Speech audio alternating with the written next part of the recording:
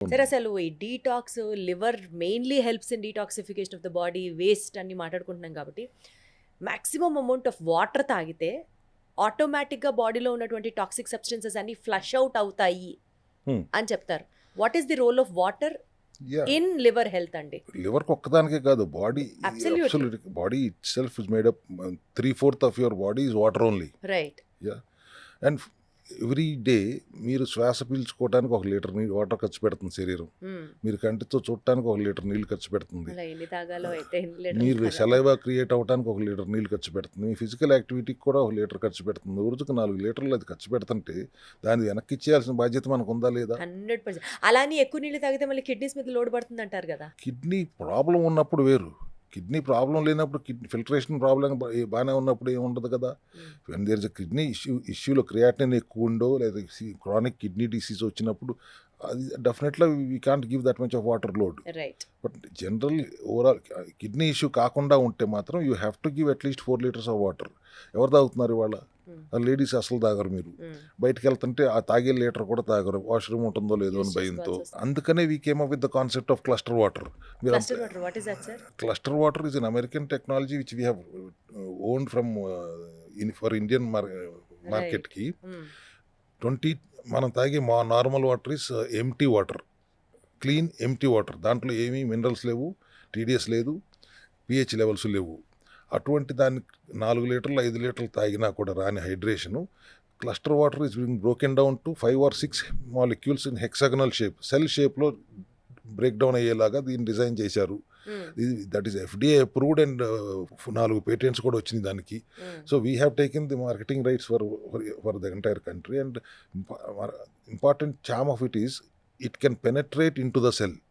Hexagonal షేప్లో ఉండి cell రిసెప్టర్స్ని దాటుకుని లోపలికి వెళ్ళి it can carry the nutrients and flush out the toxins in the cell.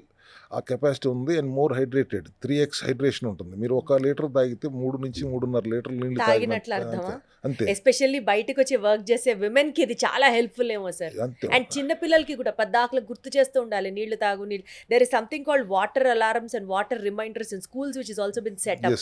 So ఇలాంటివి ఇంకా హెల్ప్ అవుతాయేమో. అంతే కదా. ఇది 1.5 ఒకసారి లీటర్ తాగితే 3 లీటర్లు తాగినట్లుగా అంటే 1.5 లీటర్ తాగండి రోజుకి. ఇది ఆల్మోస్ట్ 5 లీటర్స్ వాటర్ తాగినంత సమానమైన హైడ్రేషన్ ఇస్తుంది. అండ్ టర్న్ ఓవర్ పెరుగుతుంది. 1.5 litre is working 3 times there, going in to the cell with the nutrition and bringing out, flushing out the ఎప్పుడు టాక్సిన్స్ ఫ్రమ్ ద తీసుకొస్తున్నారు సెల్స్. విజయవాడకి? హైదరాబాద్ వచ్చినప్పుడే తాగాల? మా విజయవాడలో కూడా అవైలబుల్ ఉందా? It is very available in the మా వెబ్సైట్లోను మా క్లినిక్స్లోనే ఉన్నాయి. కానీ we're taking it out in to the market very soon. మరి మేబీ సూన్ అంటే విదిన్ డేస్ ఓన్లీ.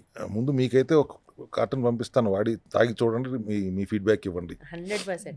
హైడ్రేటెడ్గా ఉండటంతో పాటు నిమ్మకాయలు పడితే 2-3 నిమ్మకాయలు రోజు వాడుకోవటం కూడా మంచిది. కొంతమంది పడదు అంటారు కాబట్టి దానికి రీప్లేస్మెంట్గా నేను సి విటమిన్ సప్లిమెంటేషన్ ఇస్తాను. ఈ విధంగా ఇన్ని సప్లిమెంటేషన్ స్ట్రెంగ్త్తో, న్యూట్రిషనల్ కరెక్షన్స్తో, లైఫ్ స్టైల్లో చేంజెస్ సబ్మిట్ చేస్తూ కూడా we can come out of any problem అనేది చాలా ఈజీలీ అనేది వాళ్ళ సెల్ హెల్త్లో మనం 6 సంవత్సరాలుగా ప్రూవ్ అవుతూనే వచ్చింది. లివర్ ప్రాబ్లం అనేది ఒకటి మనం సీరియస్గా ఎందుకు చెప్తున్నాం అంటే, ఇన్స్టెడ్ ఆఫ్ ఓవర్ బర్డెనింగ్, మనం చేసే పనుల్లో ఎంత చెత్త తింటున్నాము, ఎంత గడ్డి తింటున్నాము, what is that your eating, processed food, junk food, ఇట్లా ఆర్డర్ పెడితే ఇంటికి వచ్చేస్తున్నాయి, mid night eating, late night eating, 3 PM బిర్యానీలు, ఇవన్నీ వేసి మీరు లివర్ మీద లోడ్ వేసి ఏం పర్లేదు అది తిప్పేసుకుంటుందిలే, just that it is not complaining, it's not complaining అని తిప్పేసుకుంటుందని మీరు అట్లా వెళ్ళిపోతే ఒక స్టేజ్కి వచ్చిన తర్వాత అది చేతులు ఎత్తేస్తుంది, నా వల్ల కాదు అని. డీటాక్స్ చేస్తూ వెళ్తుంది, కాంపెన్సేట్ చేస్తూ అది చచ్చిపోతున్నారా అనేదాకా కాంపెన్సేట్ చేస్తూనే ఉన్నదాన్ని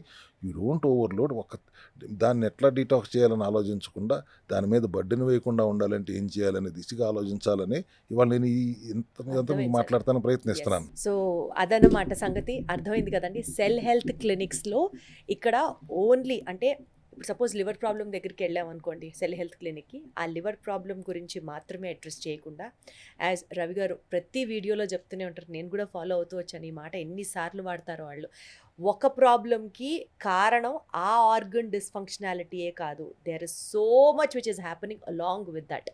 కాబట్టి అన్ని ప్రాబ్లమ్స్ని హోలిస్టిక్గా అప్రోచ్ చేస్తూ సెల్ హెల్త్ క్లినిక్లో ఎస్పెషల్లీ ఈ ఎపిసోడ్లో మనం లివర్ గురించి మాట్లాడుకున్నాం కాబట్టి సప్లిమెంట్స్ ఉన్నాయి, షార్ట్స్ ఉన్నాయి, దాని తర్వాత ఇక్కడ వీళ్ళు ఇస్తున్నటువంటి ఈ డైటరీ సప్లిమెంట్స్తో పాటు లైఫ్ స్టైల్ కరెక్షన్స్ చేసుకోవాలి, ఫాస్టింగ్ వాళ్ళు సజెస్ట్ చేసిన విధానంలో ఫాలో అవ్వాలి, ఎక్సర్సైజ్ కంపల్సరీగా చేయాలి. ఇవన్నిటినీ కనుక మనం మేనేజ్ చేసుకుంటే ఖచ్చితంగా మన హెల్త్ని అట్ ది రూట్ లెవెల్, ఇప్పుడు లివర్ గురించి మాట్లాడాం కాబట్టి లివర్ ఇష్యూస్ సాల్వ్ అవుతాయి. ఇతరత్ర ప్రాబ్లమ్స్ ఏమైనా ఉన్నాయి అని అంటే అన్నిటికీ సంబంధించి సెల్ హెల్త్ క్లినిక్స్లో వాళ్ళు మనకిస్తున్నటువంటి హెల్త్ ప్రోటోకాల్ ఫాలో అయితే we will be definitely happy. అంటే ఏదో సామెత గుర్తొస్తుంది నాకు, గోటితో పోయేదాన్ని గొడ్డల దాకా తీసుకెళ్లకుండా దాన్ని పేర్చి పేర్చి పేర్చి పెద్ద సమస్య చేయకుండా సెల్ లెవెల్లోనే గనక ఆ ప్రాబ్లమ్ సొల్యూషన్ని గనక మనం ఐడెంటిఫై చేసి ఫాలో అవ్వగలిగితే there is nothing more than that. Sir, thank you so much for educating us and enlightening us once again. Thank you. All the best to you. Thank you.